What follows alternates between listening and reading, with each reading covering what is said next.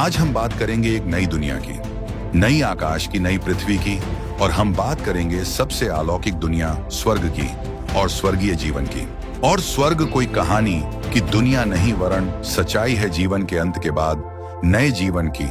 चूंकि धरती और इंसान की सृष्टि ईश्वर के उद्देश्य का अहम हिस्सा है और एक दिन इसका अंत भी निश्चित है। आकाश और सारे ब्रह्मांड की रचना ईश्वर की महानता और उनकी ऊंची से ऊंची महिमा को दर्शाती है। इन सब का एक दिन नष्ट हो जाना भी तय है। न धरती होगी, न आसमां, न कोई ब्रह्मांड, सब कुछ ईश्वर नष्ट कर डालेगा। फिर उदय होगा एक नया सवेरा, नई पृथ्वी, नया आकाश की, और वो नया जीवन होगा। कितना सुहाना होगा, हम आज जानेंगे और बात करेंगे अनंत जीवन की। ये बातें अक्सर उन सभी के मन में आती होंगी जो ईश्वर पर विश्वास करते हैं। हर वो इंसान जो यीशु मसीह को अपना उद्धारकर्ता मान के विश्वास किया हो, नया जीवन पाएगा और स्वर्ग में अनंत जीवन जिएगा, जहां ना कोई दुख होगा, ना कोई मृत्यु। सभी आनंद से प्रभु की महिमा करते हुए खुशी मनाएंगे। लेकिन जब बात स्वर्ग की होती है तो फिर मन में आती ही होगी, आखिर स्वर्ग में क्या क्या होगा, हम क्या क्या करेंगे, और स्वर्ग में खाना पीना भी होगा या नहीं होगा। बाइबल हमें साफ बतलाती है कि स्वर्गीय जीवन खाना पीना या शारीरिक भोग विलास का नहीं, वरन आत्मिक आनंद और उल्लास का होगा। लेकिन आज हम जानेंगे कि क्या स्वर्ग के बाद या स्वर्ग में भी कुछ अद्भुत जीवन है जो प्रभु हमें देने की बात करता है। और इसका जवाब है जी हां, प्रभु हमें स्वर्ग में भी एक अद्भुत जीवन देने वाले हैं। और ये बातें मैं नहीं, खुद ईश्वर ने बाइबल के माध्यम से बताया है। तो आइए जानते हैं बाइबल इसके बारे में क्या बतलाती है। बाइबल में स्वर्ग को अक्सर परमेश्वर की उपस्थिति और उनके साथ संगति का स्थान माना जाता है। लेकिन अंतिम समय में एक नया आकाश और नई पृथ्वी की रचना की बात कही गई है, जिसे हम बाइबल के प्रकाशित वाक्य 21 के 1 से 4 में देखते हैं। तब मैंने नया आकाश और नई पृथ्वी देखी, क्योंकि पहला आकाश और पहली पृथ्वी मिट गए थे, और मैंने पवित्र नगर नया यरूशलेम को स्वर्ग से परमेश्वर के पास से उतरते देखा। और परमेश्वर आप ही उनके साथ रहेगा।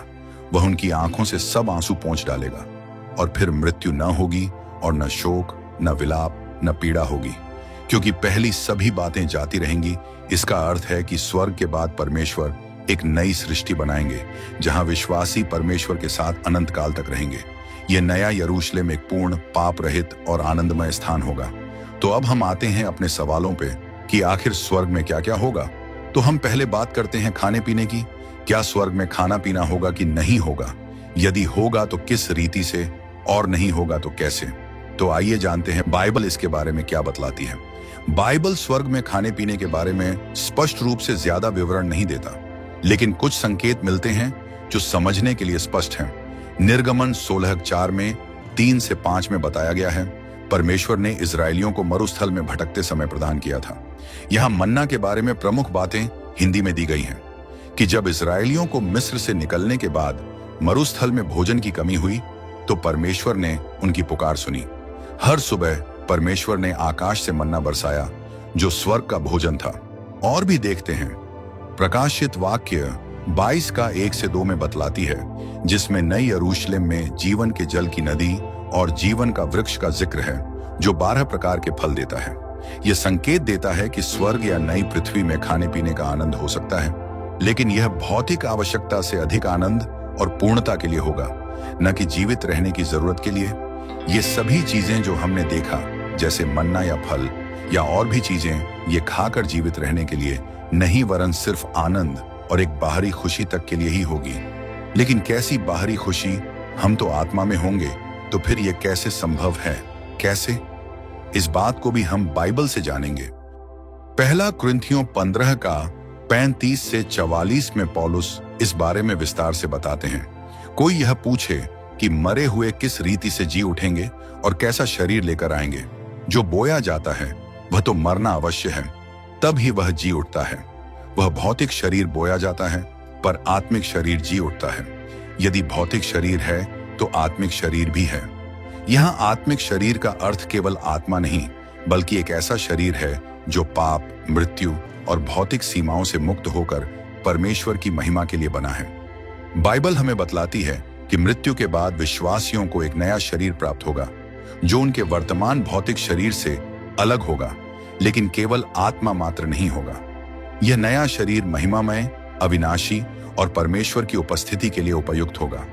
और इस बात को हम उदाहरण के तौर पर देख सकते हैं यीशु मसीह के पुनरुत्थान से। यीशु का पुनरुत्थित शरीर इस नए शरीर का सबसे अच्छा उदाहरण है। बाइबल में इसके बारे में लूका 24 का 39 से 43 में लिखा है, पुनरुत्थान के बाद यीशु का शरीर भौतिक था। वह खा सकते थे, छुए जा सकते थे, लेकिन वह दीवारों से भी गुजर सकते थे और विभिन्न स्थानों पर तुरंत प्रकट हो सकते थे, जिसे हम यूहन्ना 20 का 19 से 26 में देखते हैं। विश्वासियों का नया शरीर भी ऐसा ही होगा। चूंकि इन बातों से हमें पता चलता है कि जो भी खाने पीने की बात कही गई है वो सिर्फ भौतिक आनंद के लिए हो सकता, ना कि जीवित रहने के लिए। तो फिर जीवित रहने के लिए खाने पीने के विषय में बाइबल क्या कहती है, आइए जानते हैं। यूहन्ना 6:33 में यीशु कहते हैं, जीवन की रोटी मैं हूं, जो मेरे पास आएगा वह कभी भूखा ना होगा, और जो मुझ पर विश्वास करेगा वह कभी प्यासा ना होगा। यीशु ने अपने चेलों को रोटी और दाखरस देते समय भी कहते हैं, जो मुझसे होकर खाएगा कभी भूखा ना होगा, और जो मुझसे पिएगा प्यासा ना होगा। इससे पता चलता है कि स्वर्ग में भौतिक भूख या प्यास जैसी जरूरतें जीवित रहने मात्र के लिए बिल्कुल आवश्यक ना होंगी, क्योंकि परमेश्वर की उपस्थिति में सभी जरूरतें पूरी हो जाएंगी। इसलिए स्वर्ग में खाना पीना संभवतः आनंद के लिए हो सकता है, लेकिन भूख या प्यास जैसी शारीरिक जरूरतें नहीं होंगी। चूंकि अब जान चुके हैं कि खाने पीने के विषय बाइबल में क्या कहा गया है, इन सब बातों के बाद हम बात करते हैं स्वर्ग में लोग और स्वर्गदूतों की एक साथ संगति के बारे में। प्रकाशित वाक्य 7:9 से 12 में स्वर्ग का एक दृश्य वर्णित है। यहां लिखा है, इसके बाद मैंने देखा कि हर एक जाति और कुल और लोग और भाषा में से एक बड़ी भीड़, जिसे कोई गिन नहीं सकता था, श्वेत वस्त्र पहने हुए सिंहासन के सामने खड़ी थी, और सब स्वर्गदूत सिंहासन के चारों ओर खड़े थे, और उन्होंने मुंह के बल गिरकर परमेश्वर की आराधना की। इससे पता चलता है कि स्वर्ग में लोग और स्वर्गदूत एक ही स्थान पर परमेश्वर की उपस्थिति में एक साथ हो सकते हैं, विशेष रूप से परमेश्वर की आराधना करते समय। बाइबल में स्वर्गदूतों को परमेश्वर की सेवा करने वाले आत्मिक प्राणी के रूप में वर्णित किया गया है। इब्रानियों 1:14 में लिखा है, क्या स्वर्गदूत सब के सब सेवा करने वाली आत्माएं नहीं, जो उद्धार पाने वालों की सेवा के लिए भेजी जाती हैं? मनुष्य दूसरी ओर परमेश्वर की छवि में बनाए गए हैं और उद्धार के बाद स्वर्ग में परमेश्वर के साथ संगति का आनंद लेंगे। दोनों परमेश्वर की उपस्थिति में एक साथ हो सकते हैं। स्वर्गदूत आत्मिक प्राणी होने के नाते एक अलग आध्यात्मिक आयाम में हो सकते हैं, लेकिन वे परमेश्वर की सेवा के लिए मनुष्यों के बीच आ जा सकते हैं। बाइबल के आधार पर स्वर्ग में लोग और स्वर्गदूत संभवतः एक साथ परमेश्वर की उपस्थिति में होंगे, विशेष रूप से आराधना और महिमा के समय। प्रकाशित वाक्य 21 का 1 से 4 में नया आकाश और नई पृथ्वी का वर्णन है, जहां विश्वासी परमेश्वर के साथ रहेंगे। इस नई सृष्टि में विश्वासियों को केवल आत्मा के रूप में नहीं, बल्कि एक महिमामय शरीर में होंगे। फिलिपियों 3 का 20 से 21 में पौलुस कहते हैं, हमारा स्वदेश स्वर्ग में है। वह अपनी शक्ति से हमारे दीन शरीर का रूप बदल देगा कि वह उसके महिमामय शरीर के समान हो जाए। यह दर्शाता है कि विश्वासियों का शरीर यीशु के पुनरुत्थित शरीर की तरह महिमामय और अविनाशी होगा। बाइबल में यह स्पष्ट है कि विश्वासी केवल आत्मा के रूप में अनंत काल नहीं बिताएंगे, लेकिन अंतिम पुनरुत्थान के समय सभी विश्वासियों को एक नया शरीर मिलेगा। यह शरीर अविनाशी होगा, महिमामय होगा, जो पाप और कमजोरी से मुक्त होगा, नई सृष्टि के लिए उपयुक्त होगा, जहां विश्वासी नई पृथ्वी पर परमेश्वर के साथ रहेंगे। नई पृथ्वी में विश्वासी अपने नए शरीर में परमेश्वर की उपस्थिति का आनंद लेंगे। यह शरीर भौतिक और आत्मिक दोनों गुणों का मिश्रण होगा, जैसा कि यीशु के पुनरुत्थित शरीर में देखा गया। यह नया शरीर नई पृथ्वी के पर्यावरण के लिए पूर्ण रूप से उपयुक्त होगा, जहां कोई मृत्यु, दुख या बीमारी नहीं होगी। बाइबल बतलाती है कि यह नया शरीर विश्वासियों को नई पृथ्वी पर परमेश्वर के साथ अनंत काल तक रहने और उनकी सेवा करने के लिए उपयुक्त बनाएगा। अब हम बात करते हैं हमारा कार्य के बारे में। प्रकाशित वाक्य 7 के 9 से 12 में वर्णन है कि स्वर्ग में लोग परमेश्वर और यीशु की स्तुति करते ना थकेंगे। यह आराधना आनंदमय और स्वैच्छिक होगी, क्योंकि वहां कोई दुख या पाप नहीं होगा। स्वर्ग में विश्वासी परमेश्वर के साथ सीधे बातचीत और संगति का आनंद लेंगे। जिसके बारे में बाइबल के पहला कुरिन्थियों 13:12 में कहता है, अब हम दर्पण में धुंधला सा देखते हैं, परंतु उस समय आमने सामने देखेंगे। इसका मतलब है कि स्वर्ग में परमेश्वर को पूरी तरह जानने और उनके साथ गहरी संगति का अनुभव होगा। नई पृथ्वी में विश्वासियों को रचनात्मक कार्य या जिम्मेदारियां दी जा सकती हैं, जैसा कि आदम और हव्वा को अदन की वाटिका में देखभाल का कार्य दिया गया था। हालांकि यह कार्य थकाने वाला नहीं बल्कि आनंददायक होगा। स्वर्ग में लोग एक दूसरे के साथ भी संगति करेंगे। बाइबल में परिवारों या दोस्तों के साथ पुनर्मिलन का स्पष्ट उल्लेख नहीं है, लेकिन कई जगहों पर इसका संकेत मिलता है कि विश्वासी एक दूसरे को पहचानेंगे और परमेश्वर की उपस्थिति में एकजुट होंगे।